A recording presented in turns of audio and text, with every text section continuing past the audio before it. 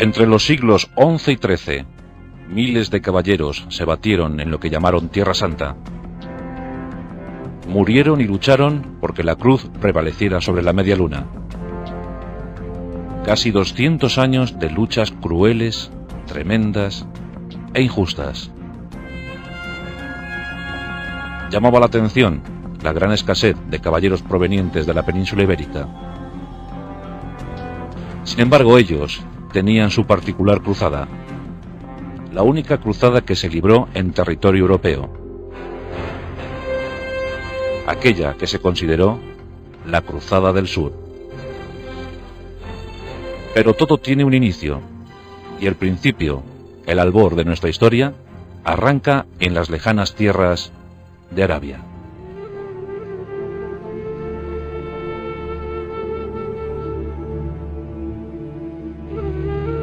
Año 570 de nuestra era, en los desiertos de la península arábiga. En medio de aquella desolación llegó el profeta. Su nombre era Mahoma, el enviado de Alá, el único Dios. Mahoma no había sido destinado para ser grande. No era rico. Era humilde y caravanero. Pero a los 25 años su matrimonio con una rica viuda le permitió dejar tiempo y espacio para la meditación. En el año 610 llegó la gran revelación. Mahoma se encontraba meditando en una cueva, y en una noche cubierta por las estrellas se le apareció el mismísimo arcángel San Gabriel. San Gabriel le transmitió todos los conocimientos precisos y necesarios, y Mahoma concibió el Corán, un mensaje que encontró muchísimos e innumerables obstáculos por los desiertos arábigos. Pero pronto las ciudades se fueron sumando al empeño de aquel loco, de aquel mensajero de Alá. La Meca, Medina y otras tantas pronto vieron cómo Mahoma lanzaba su gran mensaje, la yihad, la guerra santa contra los infieles. Y el Corán comenzó su propagación.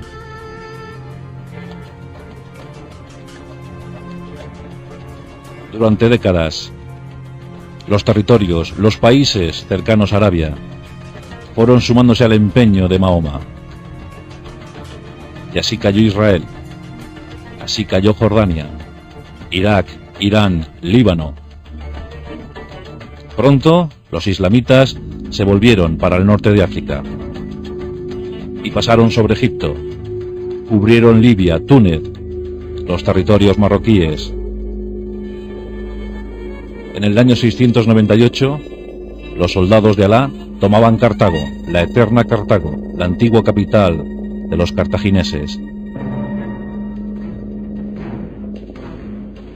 Pronto rodearon Ceuta, y a 14 kilómetros de Ceuta, pasando un pequeño estrecho de mar, se encontraba el continente europeo, la nueva tierra para difundir el mensaje de Alá. La península ibérica, a tiro de piedra, a luz de media luna. Las huestes de Mahoma ni siquiera habían cubierto su primer siglo de existencia y ya manejaban, ya controlaban una inmensa extensión de terreno. Los visigodos serían sus nuevas víctimas.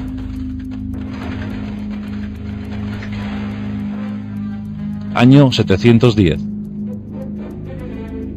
Nos encontramos en plena guerra fratricida.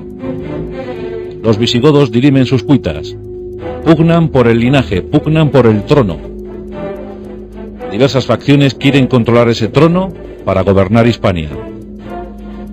De un lado, los hijos de Bitiza, el fallecido rey, el legítimo rey. En el otro extremo, los seguidores de Don Rodrigo, el gran duque de la Bética. Unos y otros luchan de forma desaforada, luchan de forma cruel y despiadada por el control de la corona y el territorio. Son meses intensos, llenos y cubiertos por las batallas, cubiertos por la sangre goda. Bitiza había muerto demasiado joven, con apenas 30 años, y sus hijos eran muy pequeños para asumir ese trono. Don Rodrigo se vio facultado para optar, para ejercer su opción, y en pocos meses lo consiguió. En el año 710 era proclamado rey, y Agila II, o Achila II, el hijo mayor de Bitiza, debía conformarse con una retirada humillante. Sin embargo, los hermanos de Bitiza pensaron en un apoyo exterior, en la alianza con el exterior. Otros reyes visigodos ya lo habían hecho. El caso de Atanagildo, llamando a los bizantinos, o el caso de Sisenando, llamando a los francos. ¿Por qué no llamar a los musulmanes, al nuevo poder emergente? Sí, ellos ayudarían. Los bitizanos recuperarían la situación y después de unas rapiñas, después de algunas correrías, los musulmanes se retirarían. Al fin y al cabo, ¿qué podían buscar en Hispania? El pensamiento de los musulmanes era otro bien distinto, aunque en principio aceptaron el pacto. Aceptaron participar en esa guerra civil. Sí, participarían como tropa auxiliar. Año 710. Rodrigo asume la corona y un capitán musulmán llamado Tarif inicia una pequeña incursión con tan solo 500 hombres, pero que va a ser muy productiva. Tarif, con unas pocas naves, arriba en las costas de Cádiz. El punto elegido desde entonces llevará su nombre, Tarif, Tarifa. Con sus 500 soldados, asola la región y consigue pingües beneficios sin apenas tener bajas. Cuando Tarif regresa a África, cuenta su epopeya, cuenta su aventura.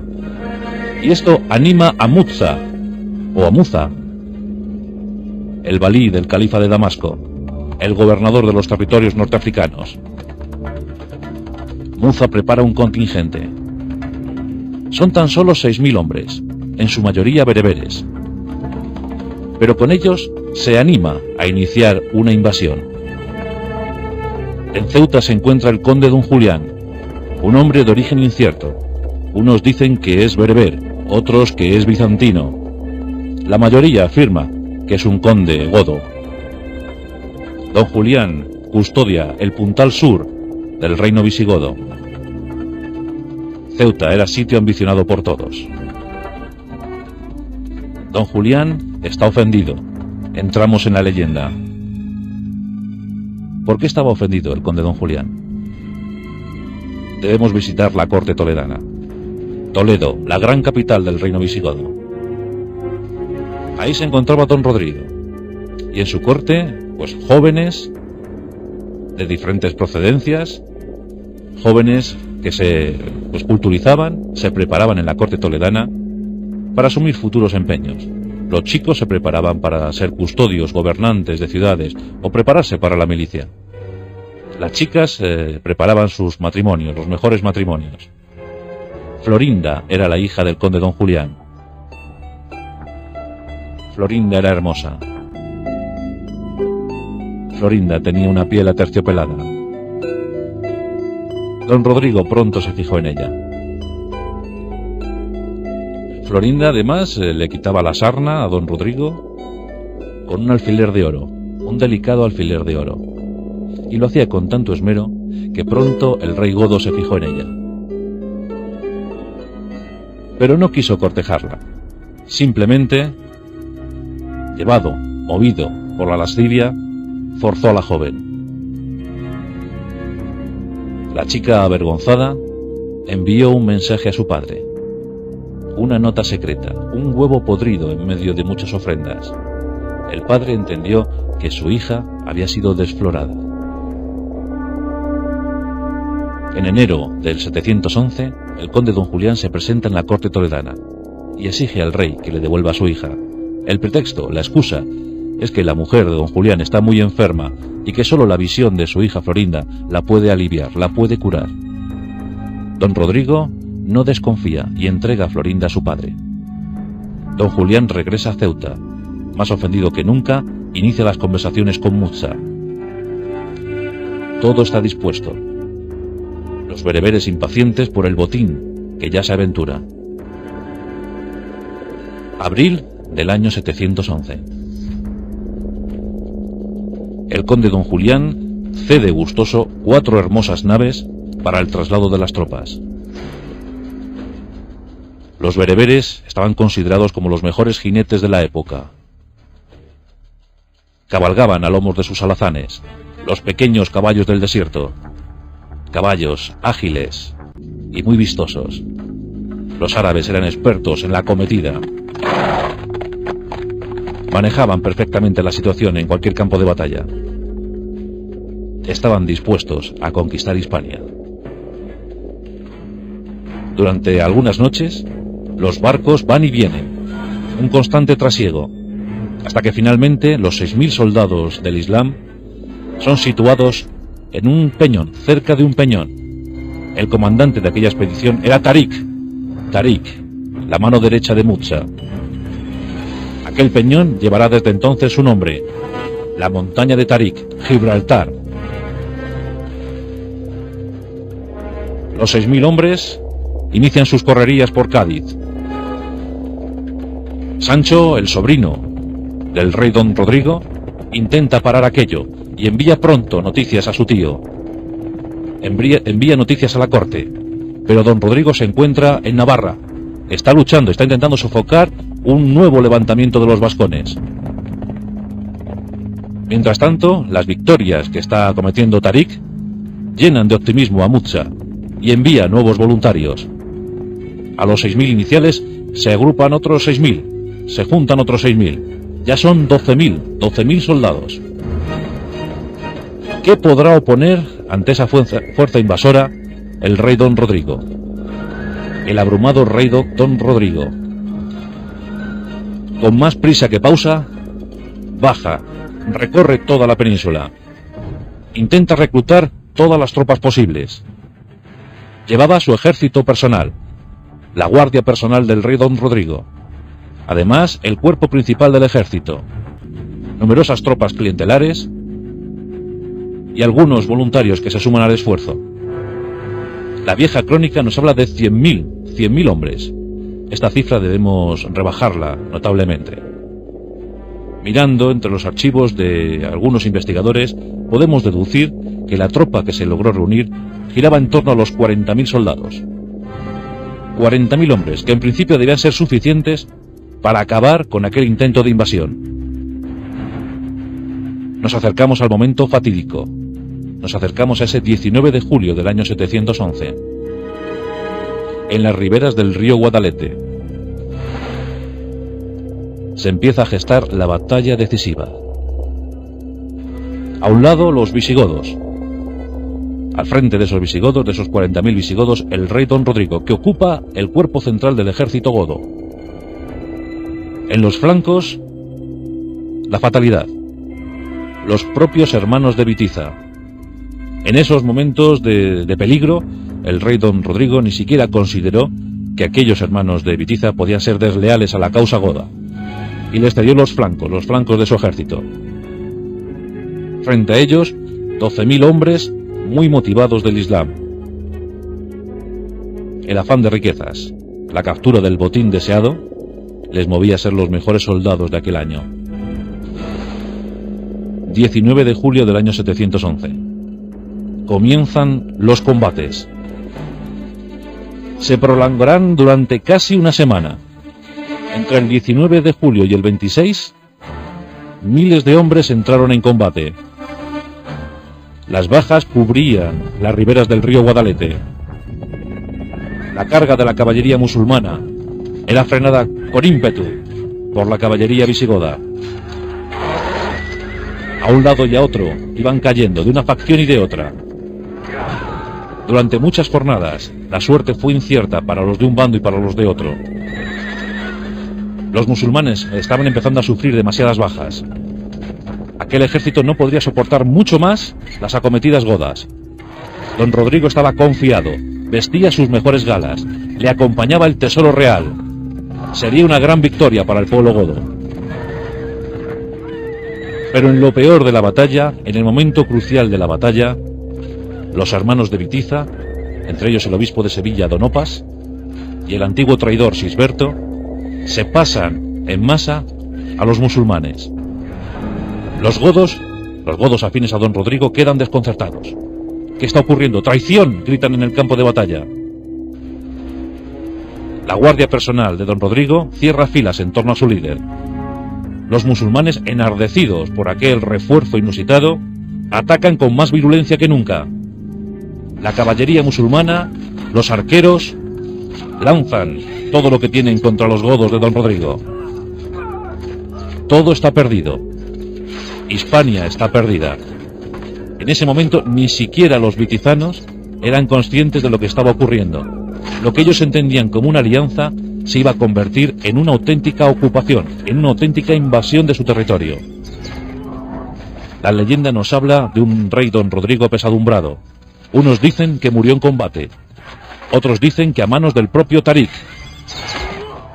Otros nos cuentan que don Rodrigo se fue a purgar sus culpas, pensando en la cava Florinda. Se internó en una sepultura cubierta por las serpientes y dejó que éstas hicieran su trabajo. Ya me come, por do más pecado había. Lo que parece más factible es que don Rodrigo escapara con un puñado de leales hacia la antigua Lusitania. Allí, siglos más tarde, se descubriría una lápida en la que rezaba Roderico Rex. En Viseu, en Portugal, podemos encontrar esa lápida. Ese 26 de julio del año 711 fue el principio del fin para los godos en Hispania. Nunca más volvieron a ser una fuerza combativa. Los musulmanes tan solo habían sufrido 3.000 muertos. Tan solo 3.000 muertos. La cifra de bajas en el campo godo ni siquiera se contó. Es de suponer que triplicó el número de los musulmanes. La desbandada fue total. Algunos grupos de godos se refugiaron en localidades cercanas. Allí se intentaron atrincherar, presentar algún tipo de resistencia. Fue el caso de Écija. Otros huyeron hacia Toledo, pero el inmenso tesoro real se había perdido. Prácticamente se había perdido en la batalla. Había sido capturado por las tropas, los hombres de Tarik. La recompensa fue extraordinaria. 250 dinares para cada uno de los soldados supervivientes en la batalla. La noticia llegó al norte de África. Y pronto, Musa envió nuevos voluntarios. Se alistaron como nunca 18.000 nuevos hombres que reforzarían a los hombres de Tarik. Con 27.000 efectivos, Tarik inicia la ocupación de Hispania. En pocos meses van cubriendo toda la península ibérica. Los seguidores de Bitiza no comprenden nada de lo que está ocurriendo. En un principio reciben con vítores a los que ellos consideran liberadores. Por fin, los de Bitiza han ganado, y los musulmanes han sido los que han ayudado a esa victoria. Les reciben con vítores. Toledo ni siquiera presenta batalla. Por otra parte, no tenía tropas que oponer a los musulmanes, a los ismaelitas. ¿Qué ocurriría a partir de entonces? Muchos obispos intentan intentan esconder los pocos tesoros que tienen. Siglos más tarde veremos esos tesoros o parte de esos tesoros en los descubrimientos de Torredonjimeno o Guarrazar. Pero aún quedaban cosas por esconder. Demasiado tarde para la mesa del rey Salomón, que fue capturada por Tarik y sus hombres en Toledo. Demasiado tarde para otros tesoros. Y las noticias seguían llegando al norte de África, y allí cada vez más voluntarios. En apenas 2 años habían conquistado la práctica totalidad de la península ibérica. Cuando Agila II, el joven hijo de Bitiza, quiere reaccionar y protesta enérgicamente, incluso inicia un viaje a Damasco para protestar, pues le conceden algunas migajas. Le conceden 3.000 villas, aunque supongo que a estas villas hay que quitarle algún cero. Migajas comparado con lo que le esperaba. En el 716 moría Agila II, y en el 720 su hermano, Ardono Ardabasto, que todavía resistía, todavía no era consciente de la realidad, de la nueva realidad imperante. Ardabasto moría en la Tarraconense, en el último reducto. ¿El último? No. El último todavía estaba por llegar. En la tropa de don Rodrigo se encontraba el jefe de su milicia personal, de su guardia personal. Se llamaba Pelayo. Según nos cuenta la leyenda, Pelayo y Rodrigo eran primos. Formaban parte del linaje de Chindasvinto. Eran nietos, por tanto, del gran rey, del magno rey Chindasvinto. Chindasvinto había tenido 3 hijos varones. Uno, que sepamos, Recesvinto, su sucesor, su primogénito, y otros 2 que forman parte de la leyenda, Teodofredo y Fáfila. De Teodofredo sería hijo Rodrigo, y de Fáfila, Pelayo. Como Bitiza sacó los ojos a Teodofredo y estranguló personalmente a Fáfila, pues la verdad que los seguidores de Chindasvinto no estaban muy contentos con Bitiza, por eso combatían al lado de Rodrigo. Cuenta la historia que Pelayo, en esos tiempos inciertos donde morían sus padres, sus familiares, viajó, peregrinó a Tierra Santa. Dicen que se entrevistó después con el Papa. Y dicen que muy reforzado regresó a Hispania. Pero eso forma parte de la leyenda, de la crónica popular. En el año 711 sobrevive a la batalla de Guadalete, después de haber contraído innumerables méritos. Se refugia en Toledo. Allá se encuentra el obispo Urbano. Urbano está organizando la retirada. Está recuperando los pocos tesoros que puede y con un grupo de nobles huye de Toledo. Van a buscar refugio en las tierras del norte. Pelayo había nacido allí, en Cosgaya, en las tierras cántabro-asturianas. De allí era natural. Muchos nobles se refugiaron en la Septimania franca. Otros se aliaron directamente con los musulmanes y fueron vasallos suyos. Pero un grupo de irreductibles se refugió en Asturias. En principio tuvieron que ser vasallos. En la tierra asturiana se encontraba Munuza el gobernador, que operaba en Gijón, pero que controlaba su milicia desde Astorga. Y allí, lo que en principio fueron vasallos, poco a poco se fue convirtiendo en una rebeldía popular. Hombres de todas las procedencias, hombres y mujeres de todas las procedencias. Y en el año 716, 718 para otros, miraron con decisión hacia Pelayo, el hombre más fuerte de entre todos, el hombre con capacidad de mando, con capacidad de generar una guerra por sí mismo. Pelayo, un auténtico héroe para los godos supervivientes, dispuestos a recuperar la legitimidad histórica, dispuestos a recuperar el territorio perdido, dispuestos a recuperar Hispania para los cristianos, porque esto ya se había convertido en una guerra de religión. La cruz contra la media luna y al revés, el alfanje contra la espada, una forma de entender la vida contra otra. ¿Quién saldría vencedor? ¿Qué ocurriría a partir de ahora? Cuentan que Munuza se interesó por la hija de Pelayo. Y esto fue la chispa que provocó ya la primera revuelta. Pelayo se niega en redondo a seguir pagando tributo, a seguir siendo vasallo de los musulmanes. En ese año 718 se puede hablar de una auténtica sublevación. Hombres llegados desde el País Vasco, hombres llegados desde Cantabria, hombres de la propia Asturias, hombres gallegos, hombres de todas las procedencias dispuestos a levantar su espada contra los invasores musulmanes. Finalmente, en Córdoba, ya son conscientes de lo que está ocurriendo. Hay un núcleo de resistencia. La crónica árabe habla de unos asnos salvajes que se han levantado en el norte de Hispania. Les consideran asnos salvajes, sin educación, bárbaros.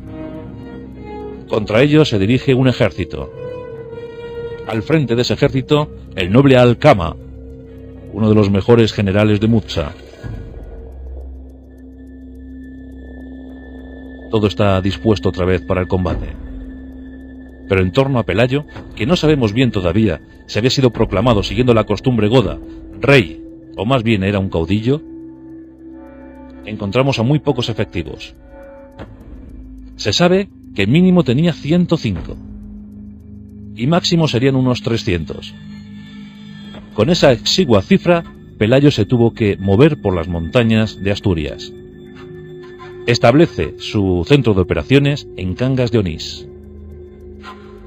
Su pequeña corte. Desde allí inicia las operaciones. La montaña de Asueva será su refugio inexpugnable. Según la crónica musulmana, 187.000 hombres fueron dirigidos hacia Asturias. Esta cifra, por supuesto, tenemos que rebajarla ostensiblemente y dejarla en torno a los 20.000, que no eran pocos, para los apenas 300 de Pelayo. El ejército musulmán va llegando a las estribaciones de los picos de Europa. Están muy confiados en su victoria. Pero Pelayo tenía la razón de la tierra, la razón de su linaje, la razón de más de 300 años de prevalencia en Hispania. 300 años donde la sangre se había hecho muy fuerte.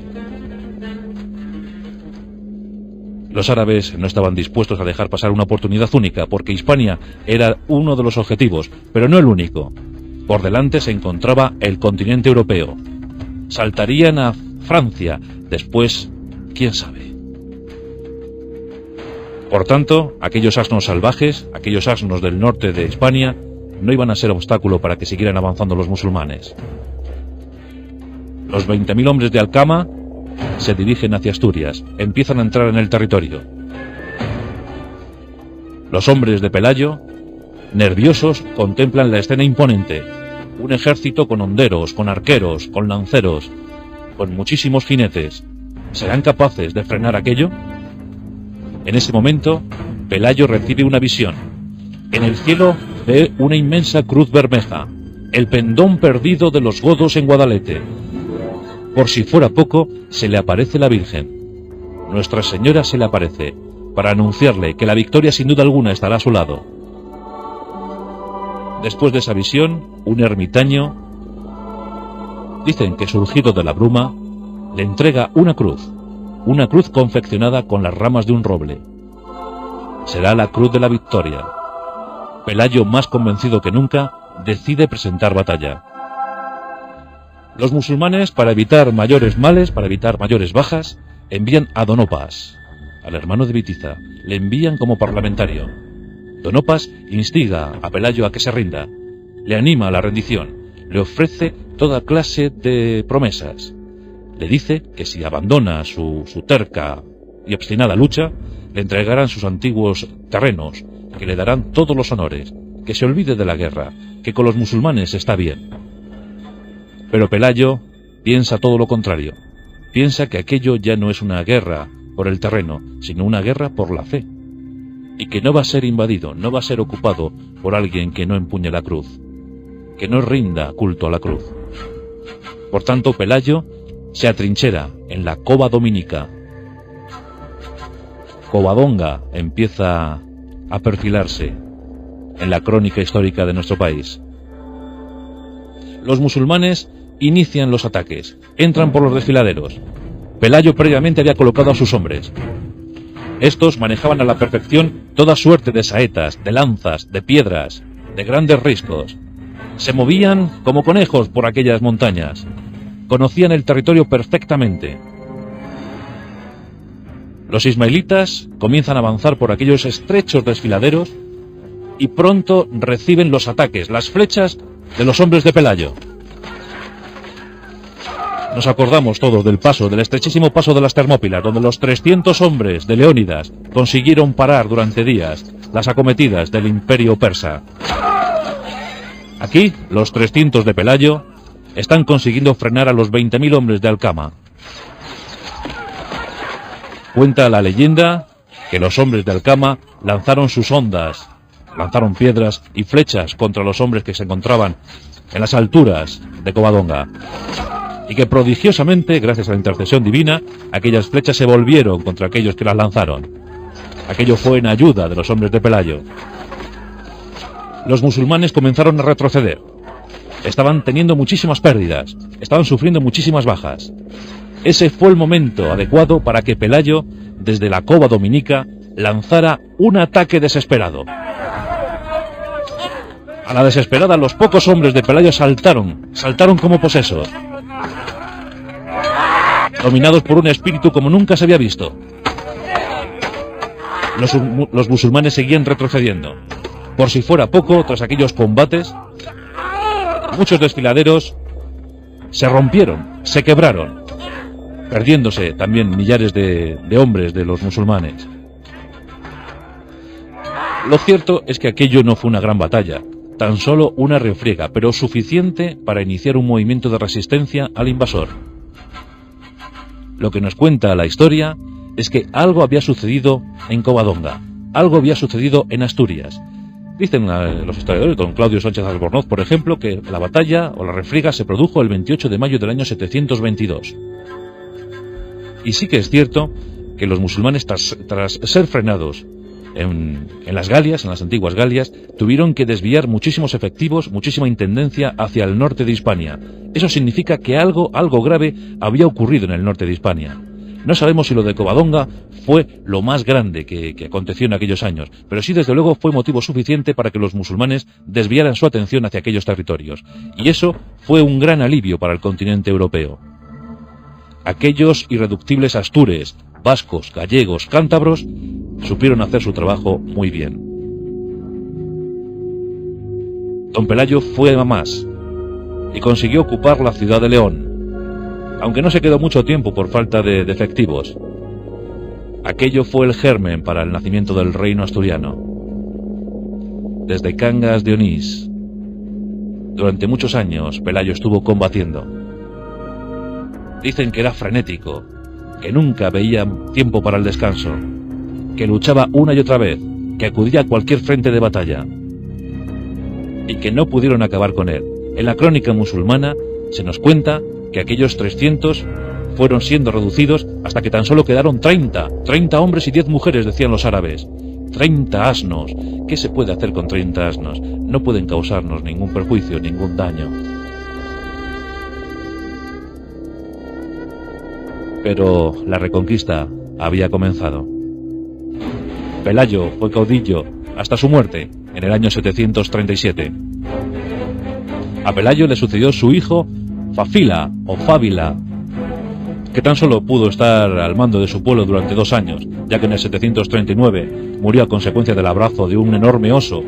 A Fáfila o Fávila le gustaba mucho cazar y el oso acabó con su vida.